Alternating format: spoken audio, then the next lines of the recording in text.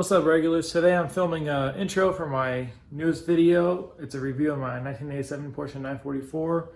It's pretty windy outside when I film this video, so I'm doing it in my garage.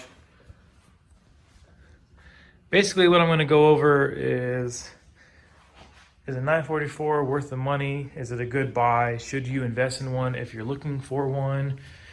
Kind of what to expect. You know, I bounce around all over the place a little bit in this video just because that's the way I am. But you know what? Hopefully you enjoy.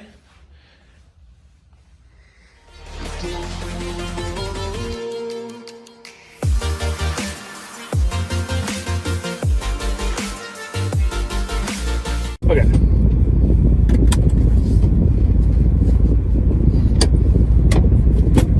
So let's go for a drive. So is the 944 a good car? And is it a great buy, value for the money? Well, let's talk about it a little bit. The 944 is actually, I think it's a really good car. Very easy to drive, even though it's old. You know, it's still easy to drive. It's nice, smooth, comfortable, as long as the car is sorted correctly. A lot of these cars get in the hands of people who, you know, they don't necessarily know what they're doing, but 5 years ago, even less than that, like 3 years ago, these cars were still very affordable to where, you know, some kids straight out of high school could buy it, start trying to learn how to work on it, and give up, and the car just goes bad on maintenance. These cars, they require maintenance. Not super crazy on maintenance. A lot of people like to hype it up and say, "Oh, it's horrible. The car is super expensive to maintain. It's la la." Yeah, it's not that bad. Timing belt every 4 years at 40,000 miles. It used to be 3 years, but Porsche had changed that.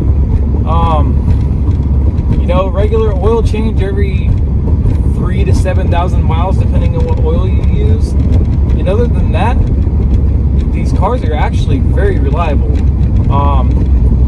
This 944 I've taken from the Barstow, California area to San Diego probably like 15 times, which is a 3-hour trip one way.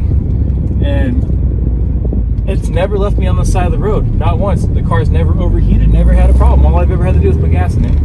I mean, kind of. I have done a lot of maintenance to the car since I bought it, so we can get into some of those numbers. Some things you need to expect when you're buying one of these cars is the clutch is very expensive. The same size clutch, basically, that you'd find in a Miata or a Civic, which is like $150, is almost the same as the clutch in this one, but there's a special spacing so that it doesn't hit the flywheel bolts. And the clutch in this car is $500. That's just for the part. Now, I do all my maintenance by myself. You know, I replaced my clutch in my garage. It took about 10 hours. It wasn't too bad. Obviously, you know, you need to have a little bit of mechanical knowledge, but the skill level is probably like a 4 out of 10. You know, you just got to make sure you stay organized. But if you wanted to take the car to the shop and have somebody put a clutch in it, you're looking at probably $2,000 for a car that you could probably easily get into for $1,000. Not for, you know, the nicest one, but it's still like, these cars are cheap. Now, if you want a good one, be prepared to pay up front. We got 944 turbos right now, which are kind of historically the most expensive model. You know, they're selling for $60,000. I mean, for like pristine examples. Now, a normal, let's say 944 turbo with about 150,000 miles and regular maintenance, maybe missing a few items here or there on the maintenance, you know, it's still fetching $10,000 at least. The naturally aspirated cars are where the deal's at, though. Most of them are manual. There are automatic NA 944s, but most are manual. Fun to drive. You pick up anywhere from less than $1,000 all the way up to 10 to 13,000, depending on the miles. there's two different versions of the 944. There's like the 944 Type 1 or 1985 and older is the early car. Mine's the late car. It's 1985 and a half, so the middle of 1985 they changed it to the dash that I have right here.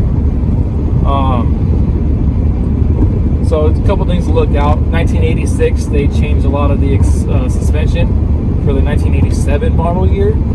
So if you want to get like wheels or stuff for the car, you kind of got to research a little bit. You know, there's Facebook groups, forums, and everything you can go on. A lot of info about this car if you are willing to look for it. But to get back to the beginning, do I think it's a good car and should you buy one? Absolutely. This car, you know, you can think of it as a professor. This car will teach you a lot, not only about how to work on vehicles and how to do things properly, because if you don't do it properly, the car will bite your ass, but also it's a great kind of driving instructor. This car is, you know, it's not fast at all. It's really slow. So just regular driving through town, you could mess around with the gear shift. For example, downshift, you know, that was just from fourth to third to second. And, you know, you can learn that kind of stuff in this car. You don't have to go fast or anything to do it. The clutch is very light on this car. It feels almost like a brand new car, the clutch, especially this one because it has a brand new clutch disc in it. I also did the only 944 short shift kit. But see, look, I'm flooring it right now. Car, you know, it's slow, but that's not, you know, why you want to buy this car. You don't want to buy this car to go fast. You want to buy this car because, well, number one, it just looks amazing. Like, you cannot go wrong with how this car looks. It has that one singular body line that goes all the way around the vehicle without breaking up or nothing. You know, another thing is the handling of this car. The handling of this car is phenomenal. You know, it's 50-50 weight distribution. Well, that's what everybody says, but it's 49-51, or 51 in the front, 49 in the rear. But it, you know, we'll just call it 50-50. It's good enough. This car teaches you so much. If you take this car on an on-ramp going on the freeway and you start limiting out the traction of your tires where you're starting to break loose, you know, you have the ability to play with your throttle and figure out how the car oversteers and understeers. And not many cars you could do that in. This car lets you do that. You know, it's so manageable and so easy to drive that you could literally learn, you know, really essential stuff, like stuff that could honestly, if you get it down, could kind of save your life in some situations where you're driving. So to wrap things up, should you buy 944? Well, I'll let you answer that one yourself. For me, my answer was yes. The car looks great. You know, it's not really the kind of car you're going to drive to get attention, but the car looks great. It's mostly easy to work on. Parts are, you know, there's certain parts that are expensive, like the clutch and motor mounts, but most of the stuff for this car is actually surprisingly not that expensive. A lot of parts for my 2002 F-150 cost more than this. As long as you know how to work on a vehicle yourself, this car is a bargain, like an absolute bargain. If you need to take your car to a shop or have someone work on it for you, it can add up really quick on price. And you know, if you can afford it, more power to you. If not, then you might want to look at something similar, like a RX-7. But it's all personal preference. Depends on how cheap you get your car, you know, and how much you're willing to spend on it. For me, I'm pretty particular. I like my cars to be almost perfect. I say almost perfect because you can never have it perfect. Plus, it's a project car. You're never going to be done with a project car. But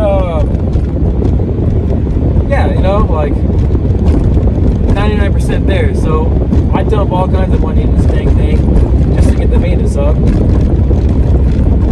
But no, it's a great buy.